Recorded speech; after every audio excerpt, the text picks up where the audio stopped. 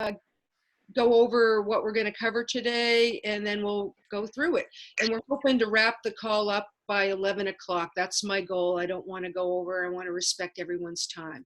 So my name is Cindy Black. I'm currently the campaign director for the Whole Washington campaign to get an initiative on the ballot for universal health care in Washington. I'm working part-time. Some of you may know me for my full-time job. I'm also the executive director of Fix Democracy First. That's what I do when I'm not doing this. So on a full-time basis, I work on democracy issues, voting reform, getting money out of elections, that kind of stuff. But I agreed to come on and help with the campaign because I have a lot of initiative experience, or a lot meaning I've done it before, and on more than one occasion. And so I do have a good understanding about what we need to do to win from a grassroots level universal health care from the ballot. If we're going directly to the ballot, this is our choice. So that's who I am. I want to go around and do introductions, and then I'll go ahead and review the agenda for the day. Georgie, do you want to go next? Sure. I'm the field director, and I'm based in Eastern Washington, rural part of Eastern Washington, 9 Mile Falls. I was the campaign director for the 2018 effort, where we collected 105,000 signatures to get universal health care on the ballot. And that was 100% volunteer effort. And I'm really excited. And I think that, well, I know that this time we're going to do it. We have a great plan going forward. So I'm really excited about this meeting. Great, thanks, Georgia. And I'm just going to call people out to make it easier in order that I see them. Lisa? Sure. I helped a little bit with the last initiative, but not very much. And I really want to get more involved and help with, as much as possible, coordinating for the Seattle area. And I live in Seattle. I live in the Green Lake area of Seattle. Great. And Georgia, would you make notes of where everybody is from for us so we can keep a spreadsheet going? Sean. Hi, I'm a new volunteer. I'm based out of Seattle. I heard about it at Whole Washington 2017, and I didn't get a chance to jump on board then, but I'm looking forward to jumping on board now. In what neighborhood are you in, Sean? I'm in the Central District. Great. So let's make note of that, because we're going to probably have multiple people in King County. So it's good to know what neighborhoods everybody's in. Next person, Kathy. So Kathy was having some technical difficulties either. Okay. I don't know if she's going to call in or not. Okay. All right. We'll just move along then. Laura? You can unmute yourself and talk. There you go. Oh, thank you. Yes, I have. I'm up in Seattle outside, so I probably have some background noise. Laura Fielding, Executive Director of Red Berets Medicare for All. I live here in Tacoma, Washington. I was new to organizing when I helped with I-1600, and it was the most exciting and inspiring time so far of my new organizing volunteer career. So I would see my role as being trying to creatively connect up Whole Washington with the national efforts for Medicare for All. And I'm just really looking forward to this next phase and this new initiative. Thank you very much. Great, thank you. Chandra?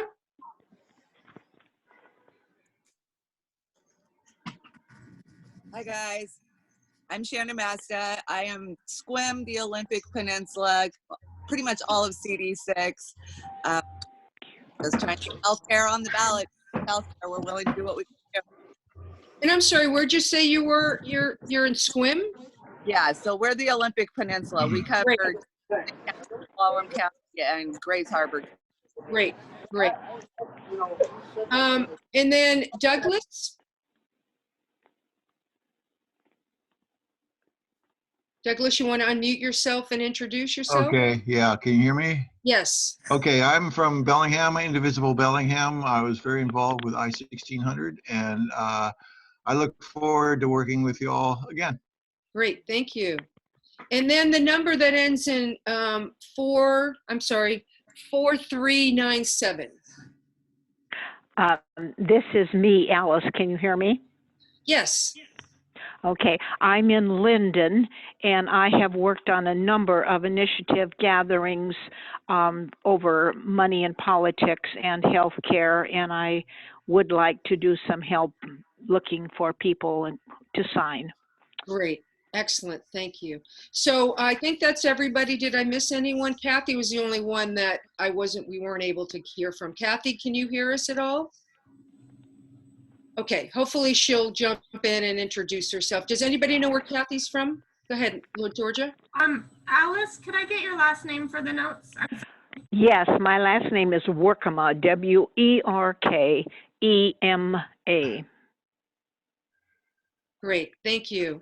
And hopefully, Kathy, if you hear us at some point, you go ahead and jump in and introduce yourself. So I'm going to head and move forward and basically go over the agenda for today. We're going to do a campaign overview of basically where we're at, what kind of our main goals are. We're going to talk about what the county team leads are and kind of what the tasks and expectations are for those. Volunteer recruitment and management, a little bit about that. We're just going to touch on some of these because we don't have a lot of time. We're going to dive deeper into more of this stuff as we move forward.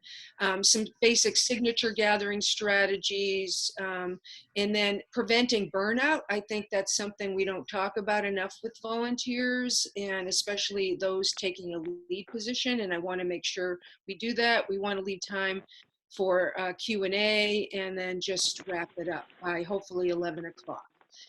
Does anybody have any questions about the agenda or anything I missed that you definitely want us to include that I didn't? Okay. All right, well, let's just jump right in there now that we've done introductions. So basically, the campaign overview, and again, we're recording this call, so if you want to listen back to it later, and we'll have some notes from this and we'll have more information. So don't feel like you have to write everything down that we're saying, but if you want to highlight some notes, that's a good idea. So let's talk about the campaign overview. As Georgia mentioned, 1,600 was done before. They got 105,000 signatures doing what's called the Initiative to the People. We're doing an initiative to the legislature. In Washington State, there's two types of ballot initiatives you can do. One, initiative to the people, which means you file in January of a year, and then you work with the Secretary of State and the Attorney General's office, and you work out your ballot title and number, and then you start usually collecting as early as February. But then you only have until early July to collect what is a total of 260,000 valid signatures, but we need to collect over that. So our goal is 320 to 330,000 signatures. So that's pretty much the same with regardless of whether you do initiative to the people or do initiative to the legislature. So with that short time frame, they were able to collect 105,000 signatures last time. And the reason why I know about this is because we did the exact same thing with WAMEND back in between 2014 and 2016. We did an initiative to the people in 2014 where it was not successful, but then we went back the next year and filed an initiative to the legislature. And that's what we're doing this year. In the initiative to the legislature, we file, the first day we can file is March 11th. So that's coming up in less than 2 weeks. And the plan is to file as soon as we can. And there's an initiative team that's working on that and finalizing all the language and getting input right now. And then the goal is to have launch events in April. So, but then we have until the end of the year to collect signatures. So it gives us a longer time frame to collect signatures. And if we're successful, what happens is we turn all those signatures in by the end of the year. It's actually technically like January 3rd, but it's right around the first of the year. So you want to get them in before the end of the year. Then it goes before the state legislature, and they have three options. They can vote it in as is, which means we don't even have to bother going to the ballot. Yay! You know, the likelihood of doing that is very slim to nothing. Then they can put a competing initiative alongside it if they want to, but they've done that once in the whole history of ballot initiatives, maybe twice, I think. And it's very unlikely they would do that. It's too complicated and they can't even agree on anything. You kidding me? So the most likely alternative is if they do nothing and then it goes to the ballot. And that's mostly what we're counting on, and the 99.9% chance that that's what's going to happen. But this time frame gives us a much longer time frame to collect signatures. And if you don't have a lot of money, time is our friend. So that's the goal for our timeline. So file March 11th, launch events in April, and we hope to have launch events all over the state. In particular, definitely one in Spokane for sure, definitely Seattle area for sure, and we're hoping maybe get one up north in maybe Bellingham area, maybe down south in Vancouver or Olympia, and then possibly, hopefully, something in Central Washington. So our goal is to have a minimum of at least 5 or 6 launch events, but if we can only do 2, then we'll do 2, but we'd like to have more if we can. Georgia, did you want to say anything about the launch events? So the only thing that I would suggest is that if people can start thinking about whether or not they want to help with that, it would be kind of middle to end of April. So plenty of time to plan for that. Just, it can be a library, it can be bigger. We, in 2018, we did one in Tacoma at a movie theater. Laura Fielding helped with that, and it was really wonderful. So there's just so many options of places that we could have these events and make it fun. So if anybody on the call just kind of wants to start thinking about if there's a location in your area where you think a launch event would be good, I will love to help with that.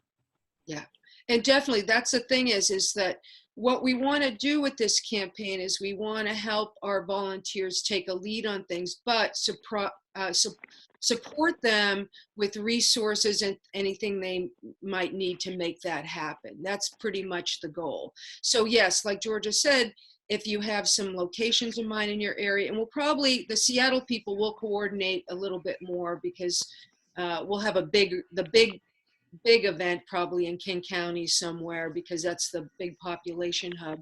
But we want to have smaller satellite locations and hopefully maybe link them. But they don't have to be at the same time. It can be over a 2-week period, like the middle to the end of April. So we don't have to all do them at the same day. That way it kind of mixes it up and it kind of freezes up. We might even be able to get out some of our leadership and staff to the various events as well. So think about that. And then the goal is to have the signatures completed by the end of December and have those all turned in and submitted to the Secretary of State's office. So that's our timeline in a nutshell. There's going to be a whole lot more smaller things that we'll do along the way, events. We're hoping to get some, big name speakers to come out and rally for this. But that's kind of in a nutshell in a really short time frame. And then the structure of the campaign will be, there's going to be a steering committee created that will oversee the campaign. And in fact, my role will be actually moving out of the campaign director's role and hiring someone to do it full time. And then I would move to the steering committee because I don't want to give up my full-time job for Fix Democracy First because I'm one of the only people working on democracy issues in the state, and I don't want to not do that anymore. But I do want to see whole Washington to be successful, so I want to stay on as part of the steering committee. And I'm helping recruit and train staff. So that is going to be my role going forward. And right now we're in the middle of hiring a fundraising director because if we don't have funds, we can't do everything else that we have. So we're going to be having the steering committee, and then the goal is to have a campaign director, a field director, possibly we want at least 2, hopefully one, Georgia being in the east side and then one in the west side that would help coordinate and help with the volunteer leads and supporting their efforts. And then a fundraising director, as I mentioned, and then eventually a communications director to be in charge of all our communications and messaging work because that's a job unto itself. And I do want to just shout out that Laura said that she would be willing to host an event in Tacoma. So that's wonderful. So thank you, Laura. And we'll talk more about that, and we'll just make notes of those folks that want to help host events, and then we'll begin to start planning that. So any questions about those two pieces on the timeline or the structure? So it basically, I'm sorry, I didn't finish the structure. So it'd be steering committee, staff, the volunteer team leads, our county lead, which is hopefully a lot of the folks on the phone here, and then our volunteers on the ground, and then supporters. I talk about supporters in a general term because they may not be out and collect signatures, but they might be able to donate money or collect signatures just from their friends or put a shout out at us on Facebook, things like that. I count as supporters. Maybe they're not heavily involved, but we still need all those people. So it's kind of a tiered thing, but definitely more grassroots based, that we want it more of a, let's just say, less of a top-down approach and more of a share the knowledge and wealth across the thing. So the staff is always going to be helping lead, but obviously the people on the ground and the team leads are going to be a big part of this campaign, and your feedback and input is going to be valued, and we count on you for that. So any questions about that? I had a comment. Yes. I was involved. Is this Douglas? Yes, go ahead. Doug, right. I have a comment because I was involved in I-1000, which was a total mess. It was an initiative to the legislature, passed the legislature, and then it got nullified. So they're back at square one again. I guess your strategy is to try to make sure the initiative doesn't go through the legislature, that it goes to the people. Is that right? Well, we're doing the initiative to the legislature, but the likelihood of them actually trying to pass this, like they did with 1000, very unlikely, because they can't even agree amongst themselves. Yeah. So we think our chances are excellent, because even if they pass it as is, we'd be thrilled, right? That means we wouldn't have to run an election campaign, or we're done, right? That would save us a ton of money. In a way, you'd be thrilled, but then again, you could get it nullified in the next election. So that was so much work that just went up in smoke, and so they're back at square one again. But I understand your strategy to kind of be hoping that the legislature won't pass it, and it'll go to the people, and then it'll get in. And that's very much the likelihood, because they could get people to actually the votes for 1000. They would never get the votes for this. Mm-hmm. They just wouldn't. They just wouldn't. And there's some chat going on. I just want to see if there's anything in the chat that we're missing.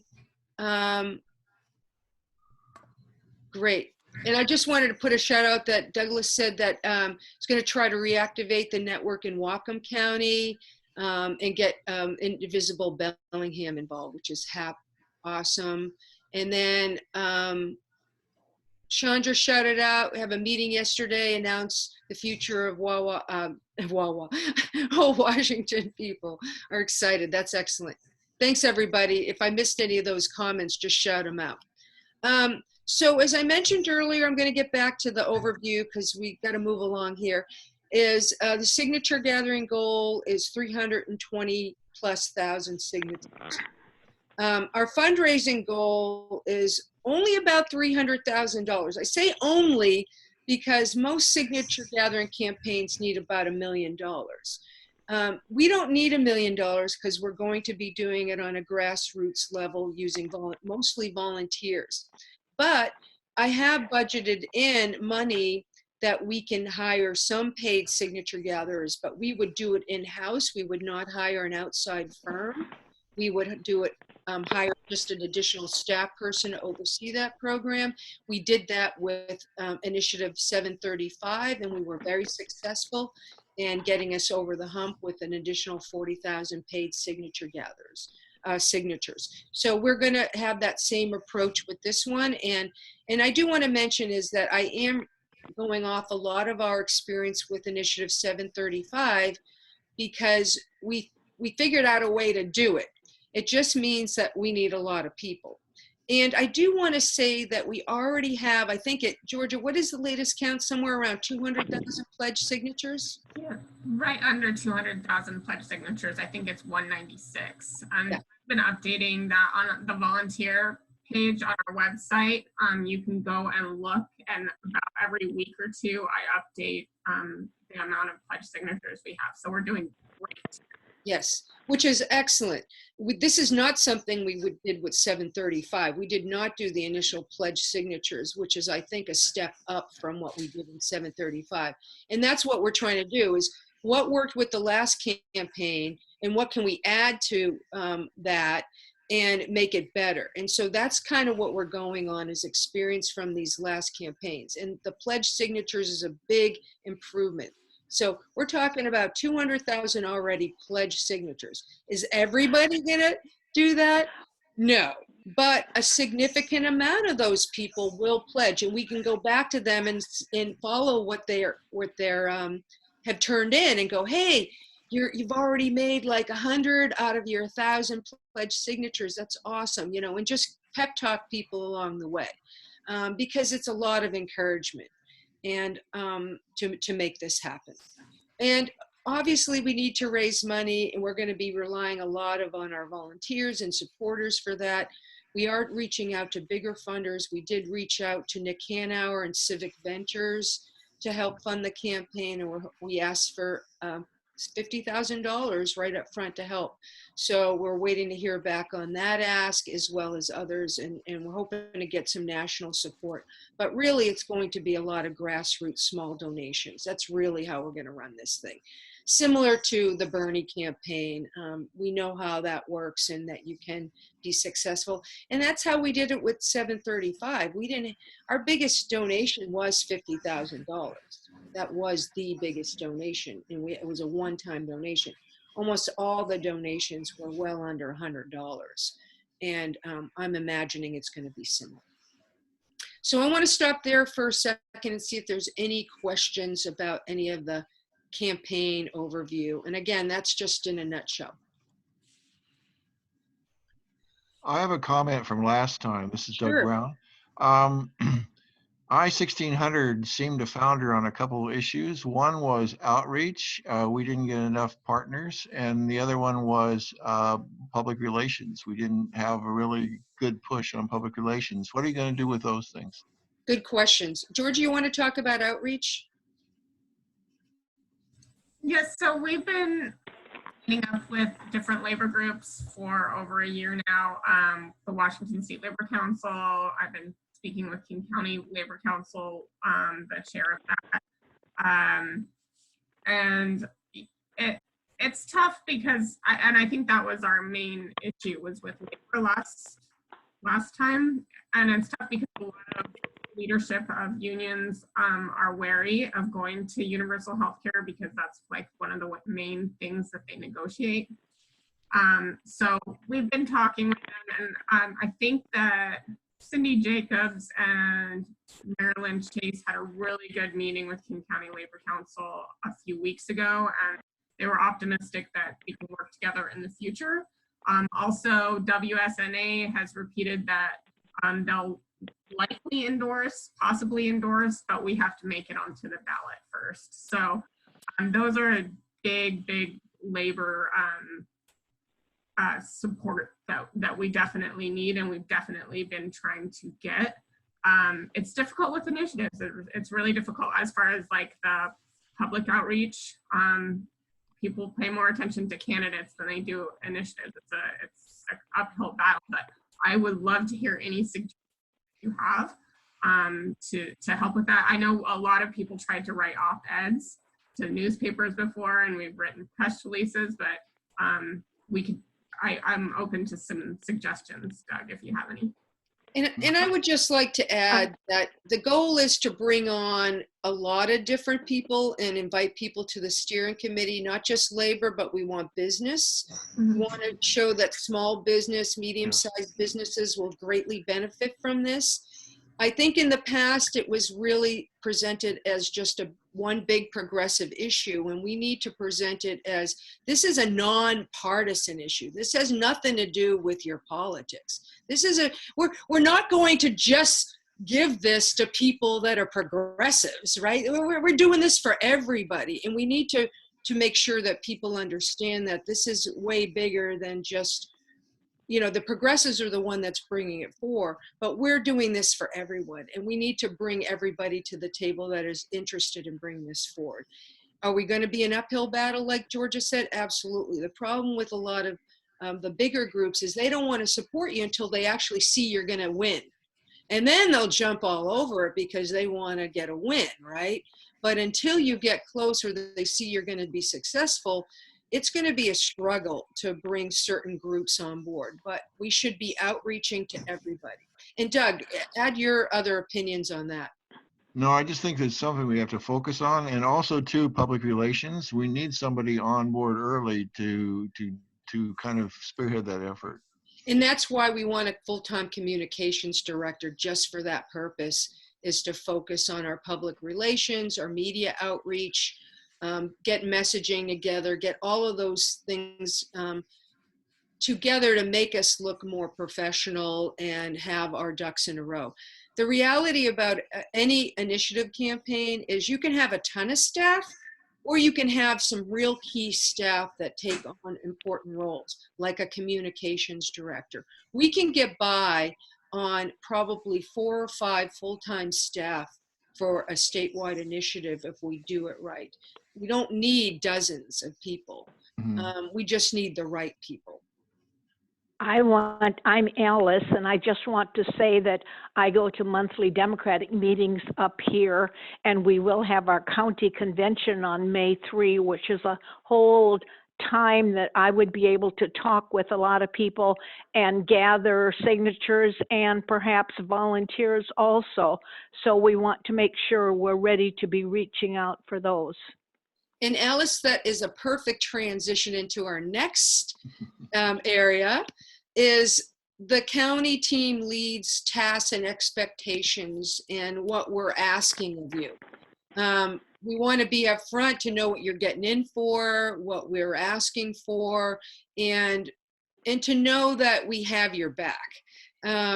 What I know most about working with volunteers, being that I started as a volunteer, I didn't get into this work as a paid. I mean, I was selling art supplies before I got into this work. I got into this because I was passionate about it.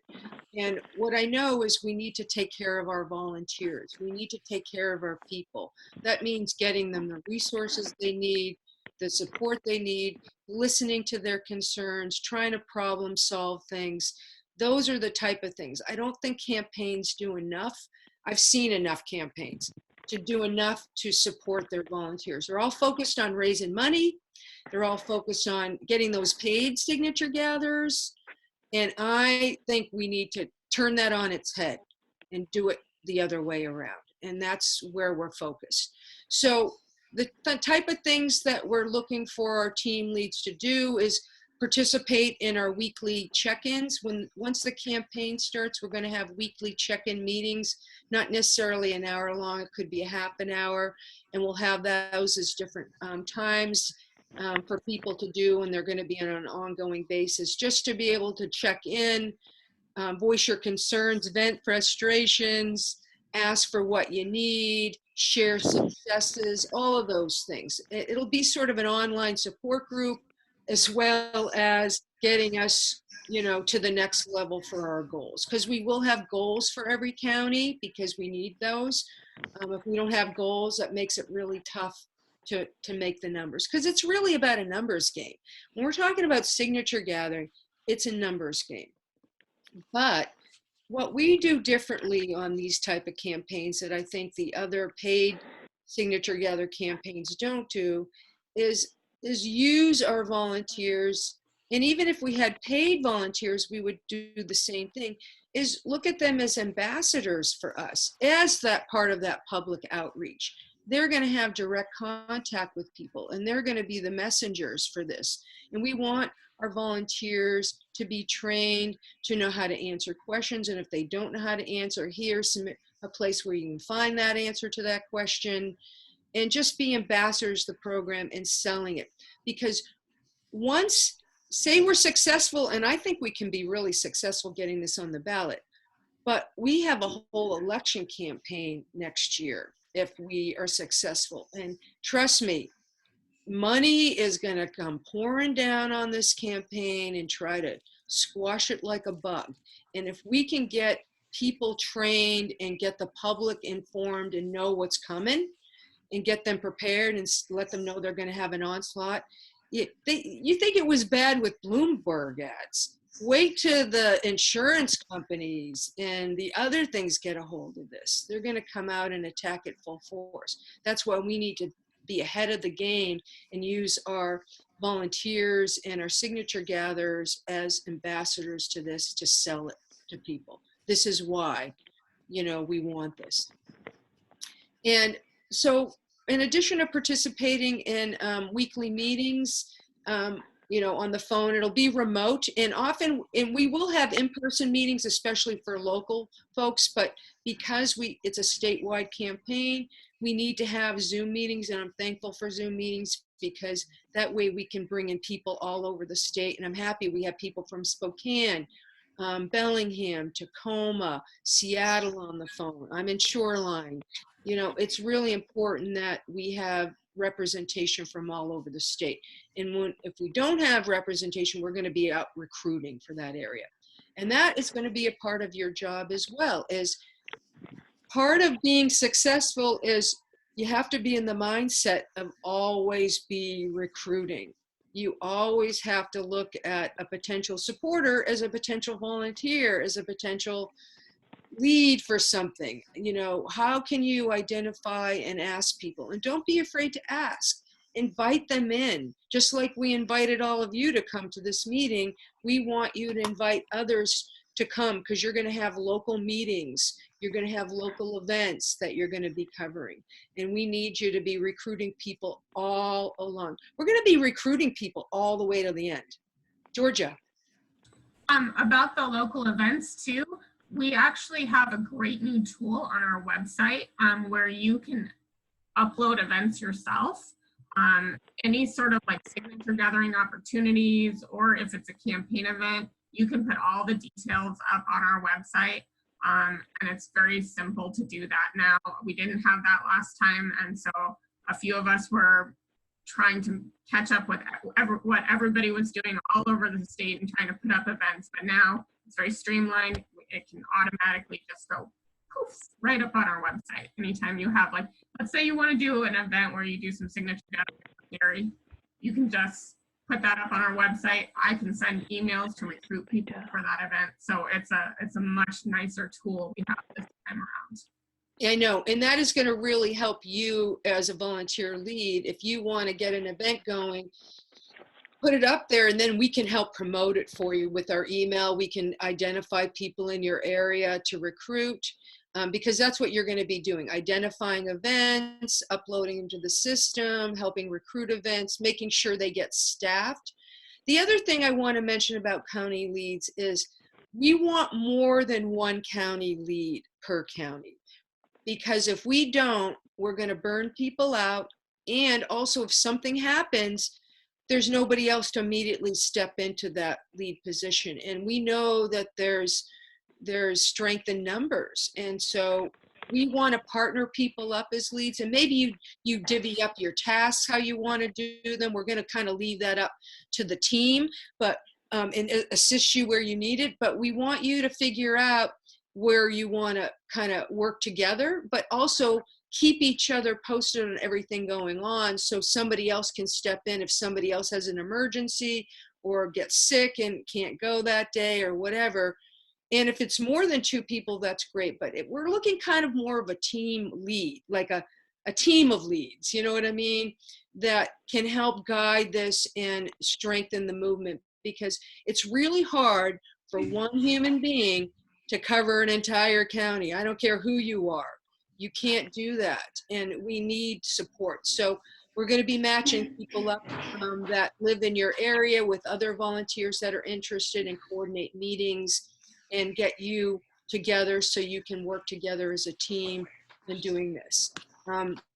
we're taking this to the next level that we did this in past campaigns. We didn't do teams before. We had single individuals and in a lot of areas, and that was presented a real problem when people got sick or something happened. You know, somebody in your family gets ill and you need to go take care of them, or you get a health issue, or your kid, you know, you have to move. I mean, all kinds of things happen in life, and we need to make sure we anticipate that and not make people feel bad because they can't do something. We want to encourage them to live their lives and have backup. That's what we're talking about, is have backup. So we'll be doing training with you. We're going to teach you how to train on signature gathering technique, running events, helping us fundraise. Part of your job, unfortunately, will also be reaching out and asking people for money at your events, and knowing all the things that we need to do to cover that. So we'll have a training for our leads on disclosure and PDC laws in the state. We do have a treasurer who takes care of all of that, but you do have to have, there is time involved. You can't just sit on donations for a week. You have to get the donations submitted immediately because we have a 5-day window to get those submitted, that kind of thing. You have to submit your expenses right away. If you have expenses you're incurred, you can't wait a month to submit your expenses. You have a timeline. We'll let you know when your timeline is to submit your expenses so you get your reimbursement. Because what happens is the PDC laws, and I know this because I work on the PDC laws and have encouraged all these things, even though it makes it harder work for the campaign. Disclosure is important, and we want to make sure we're following through with all the state laws and checking all the boxes. The last thing we want to do is have somebody like the Freedom Foundation coming after us because we didn't file a report correctly, or we miss filing donations in a proper way, because they will. Trust me, they're looking for that to undermine campaigns. So we'll train everybody on those, and they're pretty simple. It's just mostly getting things done in a time frame, and we'll send reminders out, all of that. And again, we're going to have field directors that are going to help coordinate these efforts. So we're going to help you set up all of these type of things, but we're going to work with you in recruiting, connecting you with volunteers in your network. If you have new volunteers we have volunteers coming in, we're going to send them your way if they're in your district. We're going to say, oh, here's your team leads. Here's their contact information. And then we're going to give the team leads the information, and we're going to expect you to give them a phone call, send them an email, follow up with them, make sure that they're connected. So that's the part of volunteer recruitment, which I'm going to get into next a little bit more. But those are the type of things that really can help people stay engaged. The other things that we might need you to do is you may have even your own little Facebook page. We haven't talked in particular, but we may have smaller groups. We did this with 735 and it was useful. We had our main Facebook page and our main volunteer page, but we had some sub pages too for different areas that just wanted to focus on their area. It could be a closed group or open group, however you want, but we can work with you on social media and getting those connections too, because you might be able to reach people that we might not be able to do through your contacts. So that's in a nutshell, a lot of the things that'll be expected of the volunteer leads. Also too, if people are comfortable speaking, we will send you to events and have you speak before groups. I mean, you are also some of our main ambassadors, and it would be impossible for staff, especially if we're having, only 4 or 5 staff in the state, to get everywhere they need to be, because we want to do as much outreach. That means going to different community meetings, events, everywhere we can.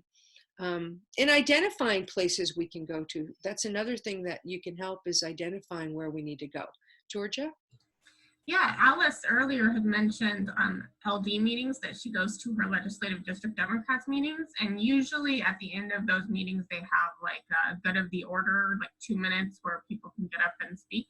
So if any of you do go to LD meetings and you want to take the opportunity and good of the order to just kind of announce what we're doing in preparation of the signature launch, That'd be wonderful. Sean and I have gone to many different LD meetings and spoke about what we're trying to accomplish. And you know, it's a very friendly crowd in those LD meetings. So Yeah. definitely take that opportunity. Or if you're in the Green Party or Socialist Alternative or any other group that you have an opportunity to get up and speak for a few minutes, let them know what we're going to do and give them our website.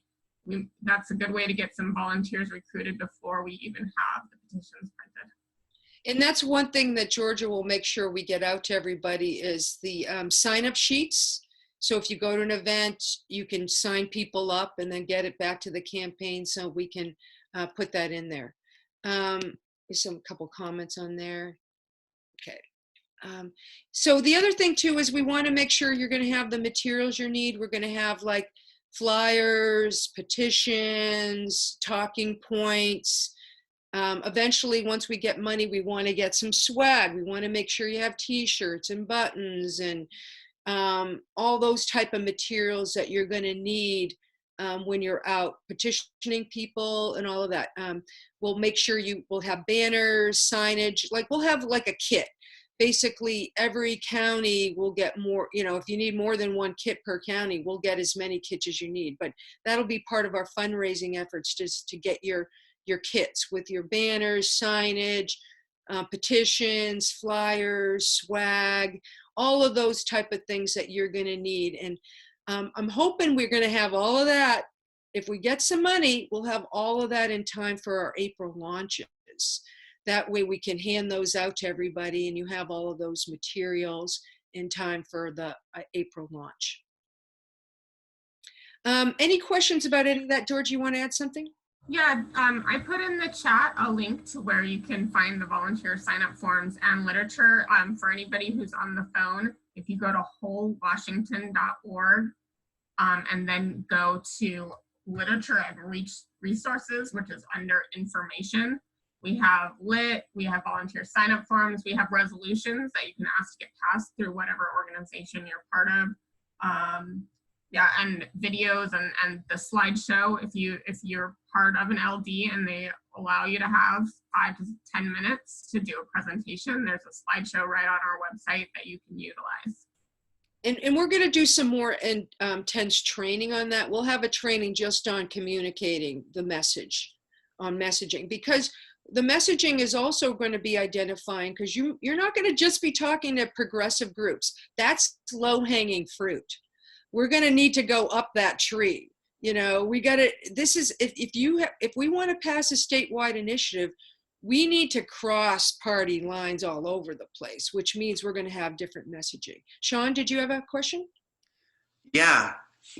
One, do we know how much things like cost? Like this is how much about a petition ballot costs to print, like, and flyers and t-shirts. And then do you already have like a list of all the trainings that have to be put together, and have those trainings already be put together? We just have to hold those meetings. We don't have the trainings yet put together, but we do have budgeting for all what those things cost. Yes, for petitions, for swag. Yes, we do have an idea of all those things cost based on last campaigns. The petition for Whole Washington is very expensive to print because there's so much language in it and it's huge. It's not one that you can get people to print off by themselves. It'll be something that we have to print, and they're more expensive. They're twice as expensive as your average petition. So because of all that extra size and language that we have. But we are accounting for that. That's where that 300,000+. I mean, it's actually about 350,000, but we could do it for less if we had to. But that accounts for all of that in there. That's, yes.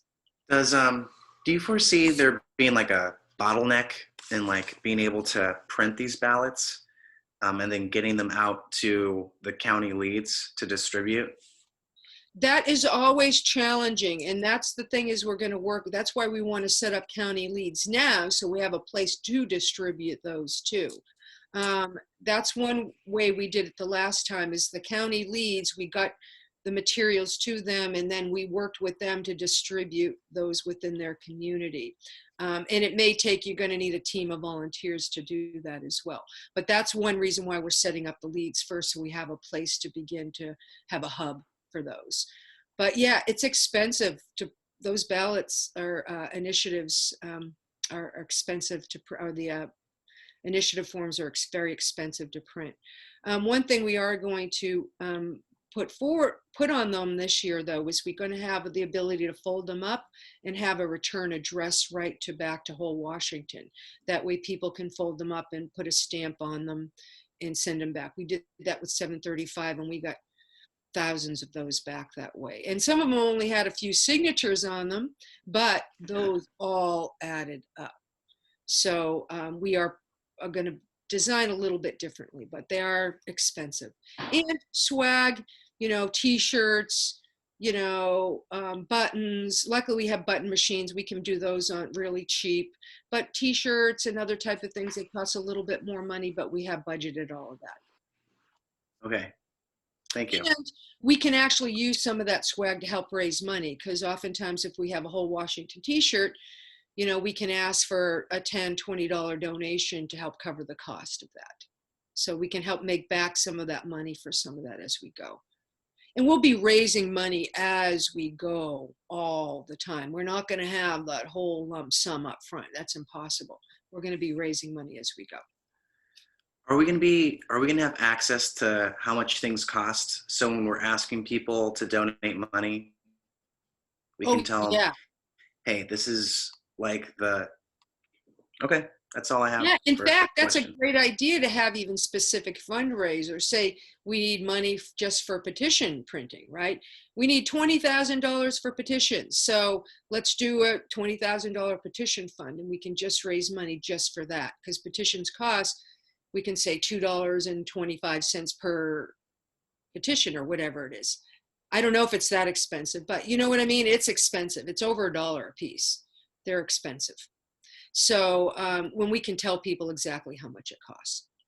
And we may shop around a little bit. We may need to find a cheaper printer that may be willing to do some in-kind donation as part of it too. That might be useful.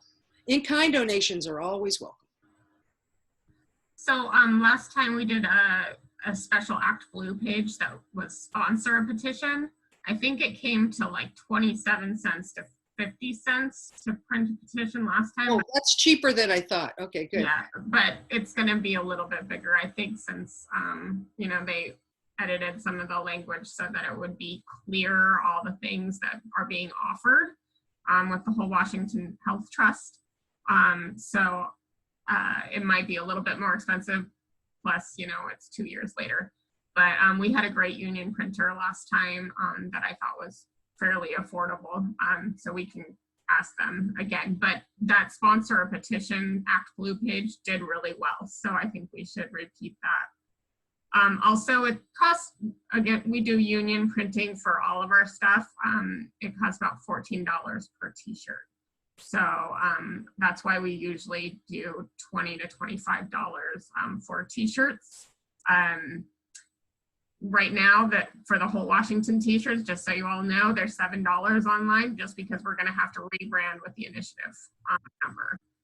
So we're not going to have whole Washington t-shirts. We'll have yes on initiative, whatever, universal healthcare for Washington state, just like we did with initiative 1600. Everybody had initiative 1600 t-shirts. Mm-hmm. Yeah. I have a comment and a question. Go ahead. First, I wasn't on when you started, so I don't know how you roll this out, but I think it's important, a very important point is that we have to start this with states. It's not going to happen nationally. That's what we always have to bring up, and Washington State is big enough. The second thing is, I was wondering about the initiative itself. Is it the same as I-1600? There are some changes and improvements on it based on feedback in the past. Georgia, did you want to, we don't have a lot of time to go over the initiative, and I do want to acknowledge we have 8 minutes left, and I do have a couple more things to cover. Okay, just real quick, there's no more income tax. It's a 2% payroll tax. And that was based on feedback from volunteers that we got in the Path Forward survey, and also from the Department of Revenue and the ESD. They said they had no way to collect income tax, that it should be a payroll tax instead. If we eventually get income tax in the state, then we could do that. But until then, it's limited. Okay. And we'll have some more details once the final initiative come up. In fact, we want to bring on Cindy Jacobs and Aaron, who's been working on this, and then they can give you really in-depth questions on that initiative. And we'll do a follow-up training on that. But I like the idea of doing training, Sean's idea of doing trainings in advance and getting them ready to roll out.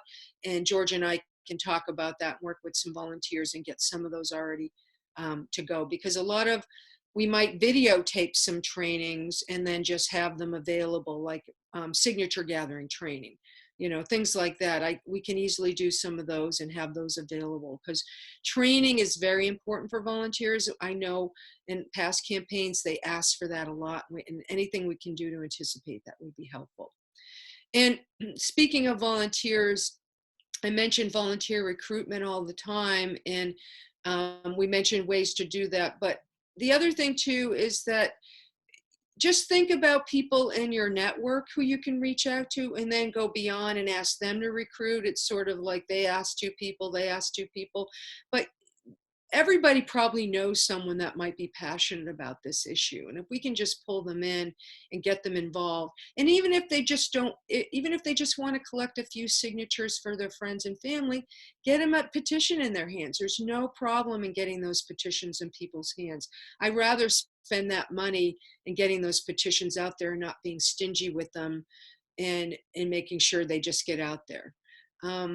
In management, I want to talk a little bit about volunteer management, because it ties into also taking care of yourself through this and preventing burnout. Is that we want to bring people in, but we want to make sure that they're getting taken care of and being respected for the work that they're doing. And we want to provide them enough, if we can afford it, to provide them some drinks and some snacks at events. And making sure that they get the swag they need, they get their materials when they need it. Do they need extra training on something? We just want to make sure, asking them and checking in with them on a regular basis and making sure that they're getting what they need. And if not, how can we help them? Are we going to satisfy everybody all the time? No, that's impossible. We can never do that in real life. But we can do the best we can to make sure that we give everything we can to our volunteers. And that means all of you. That means that we want to make sure that you're all taken care of, and that you're getting enough rest and getting enough to eat and getting enough fluids in you when you're out working. Because you get out there and start working, you forget to take care of yourself. I know, because I've done that. And I forget to eat, and people go, "Oh, have you eaten yet?" I go, "No, I forgot to eat today." That kind of simple thing. And getting enough rest and getting some time off and some leisure time. Make sure you schedule that in. If you feel overwhelmed and you need help with something, you need to ask. Don't feel like you have to do it all by yourself. That's why we're doing these type of team meetings, and trying to form teams, so there's a support network. Because if this is a long haul, right? We're talking not just this year, but next year, all the way till November 21. So this is a long campaign, and we want to keep our volunteers on board and happy and interested, and keeping us going to the end, So take care of yourself, and if you need something, ask. And we have just a couple of minutes left, and I want to just open it up for any last minute questions, comments, anything like that. Sean? You're on mute. You're still on mute. There you go. Yeah. In the agenda, there was an item about strategy, about how to signature gather. Yes, I skipped over that kind of quickly because we were running out of time, but yes, bring it up. Right. Could you talk a little bit about where and how about collecting signatures? Yes. Especially on commercial or private property, apartment buildings also. Yes, and we're going to spend a whole lot of time on signature gathering, but I do want to touch base on a couple of that because I did skip over that. Basically, in Washington State, in our state constitution, they have said that collecting signatures for voter registration or ballot initiatives is a political right, and you can collect any public location anywhere in the state. That means libraries, post office. The only thing you can't do is interfere with traffic or walkways or things like that. You need to be off to the side and make sure you're not interfering with regular traffic or business. For commercial spaces, you can collect anywhere that they allow other people to be, whether if they allow them to sell Girl Scout cookies or what is it, the Bell on Yeah. Christmas, that Yeah. one, forget that, whatever that one is, and or anything else. If they allow those people to be there, you can be there to collect signatures. They can't, and though some businesses have started pushing back, every time we have confronted that, and we don't ask volunteers to confront the management, we just say move along. But if you're comfortable confronting the management, we've won every time the police come out. They always side with us, always. They say, you're allowing other people to be here? You can't not allow them to be here. So, but some businesses have not allowed anybody to be there, like Costco Oh. doesn't allow anybody. So you can't be there at Costco because they don't allow anybody to be there. But Fred Meyer's, QFC's, Kroger seems to be a little more on the friendlier side. Safeway, depends on who's managing the Safeway. It's really funny. Each store is a little different, but find business that are friendly to the cause and you can camp out. In fact, we want to actually get petitions in some of those businesses that are friendly to us to just have a petition box in their store. And we're going to deal with more of that. But signature gathering is any place you want to go where the people are. So you want to hit high traffic areas, hubs, festivals.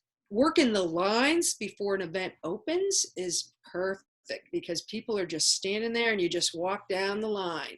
Parades, before the parade starts, working that line while people are waiting for the parade. Georgia.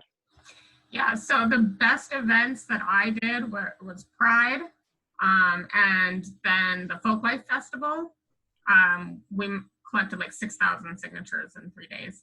And then the ferry lines were my favorite because you just walk up the ferry line and people are sitting there, they're looking for something to do.